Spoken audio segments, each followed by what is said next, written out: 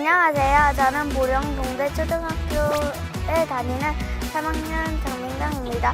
오늘 학교에서 플라스틱 쓰레기가 많으면 지구도 파괴되고 날씨와 기온도 변화를 일으켜 결국 사람들이 살 수 없게 될 수 있다고 배웠습니다. 제가 사는 보령에 플라스틱을 잘 재활용하고 사용할 수 있는 방법이 무엇일까요?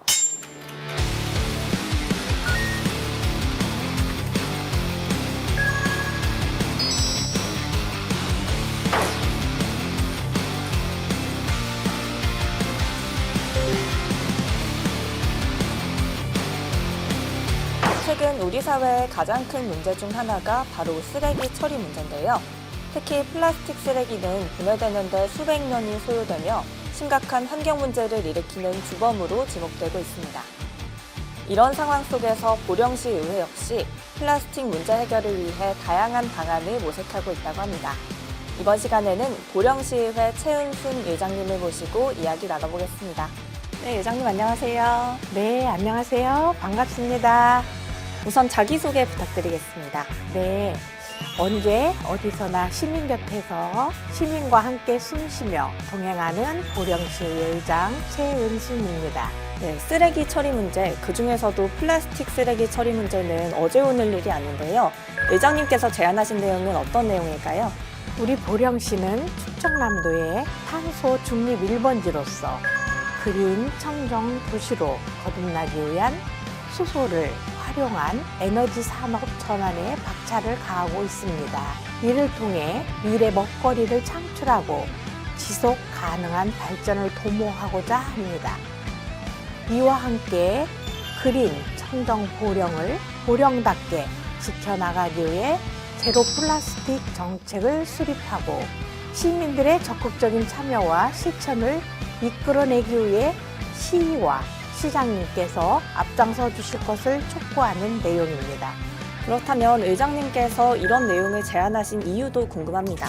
플라스틱은 제조, 사용, 폐기 전 과정에서 온실가스를 배출하며 지구온난화를 가속화시키고 기후위기를 앞당기는 주요 원인 중에 하나입니다. 2022년 발표된 연구 결과에 따르면 인체의 혈액, 모유, 야생동물의 분변, 심지어 공기 중에서도 미세 플라스틱이 발견되었다고 합니다. 이러한 상황에서 지구와 인류의 생명을 보호하기 위해서는 플라스틱 사용을 줄이고 재활용을 극대화하는 것이 필수적이기 때문입니다. 네, 그럼 현재 보령시의 플라스틱 쓰레기 재활용률은 어느 정도일까요? 지난 한 해 동안 보령시의 소각장과 매립장에 반입된 총 폐기 물량은 39,849톤이었습니다. 하지만 재활용센터에 반입된 재활용 폐기 물량은 2,086톤으로 총 폐기 물량의 5.2%에 불과했습니다. 따라서 플라스틱 재활용률을 높이기 위한 노력이 더욱더 필요하다고 생각합니다. 네, 그렇다면 이런 플라스틱 재활용률을 높이기 위한 방안에는 어떤 게 있을까요? 네, 일단 제로 플라스틱 범시민운동을 확산하고 탄소 중립 포인트나 상품권 서비스를 통해 시민 참여를 확대하는 것도 방법이라고 할 수 있겠습니다. 네, 말씀 잘 들었습니다. 그럼 마지막으로 우리 보령 시민분들께 한마디 부탁드립니다. 존경하는 보령 시민 여러분, 이제는 더 이상 미룰 수도 피할 수도 없는 플라스틱 오염의 심각성을 깊이 인식하고 플라스틱 없는 일상을 만들기 위해 보령 시민 모두가 함께 노력해 주시기를 간곡히 부탁드립니다.